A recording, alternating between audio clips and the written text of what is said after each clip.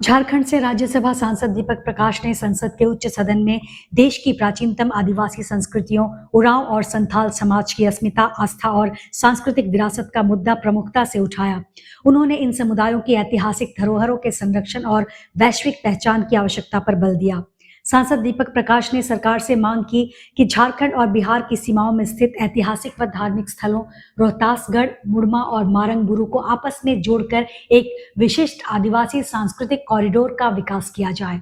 अपने संबोधन के दौरान उन्होंने काव्यात्मक अंदाज में आदिवासी समाज के गौरव और विरासत को रेखांकित करते हुए कहा, जहां पुरखों की खुशबू है, जहां आस्था का डेरा है, वो रोहतासगढ़, वो मुड़मा, वो मारंगबुरु पहचान का सवेरा है। सांसद प्रकाश ने संथाल समाज की आस्था का उल्लेख करते हुए कहा कि मारंगबुरु संथाल समुदाय के सर्वोच्च देवता हैं। यह स्थल केवल एक पहाड़ नहीं बल्कि करोड़ों आदिवासियों के अस्तित्व, विश्वास और पहचान का प्रतीक है। उन्होंने सरकार से आग्रह किया कि मुड़मा, मारंगबुरु और रोहतासगढ़ को जोड़कर एक विशेष सांस्कृतिक कॉरिडोर का निर्माण किया जाए, जिससे न केवल देश बल्कि पूरी दुनिया भारत की समृद्ध आदिवासी सभ्यता, संस्कृति और गौरवशाली इतिहास से परिचित हो सके।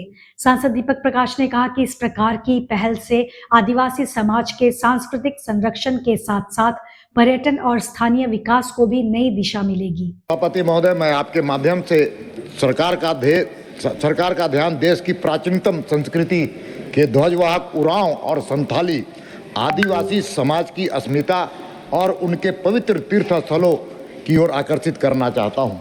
महोदय, जहाँ पुरखों की खुशबू है, वहाँ आस्था का डेरा है।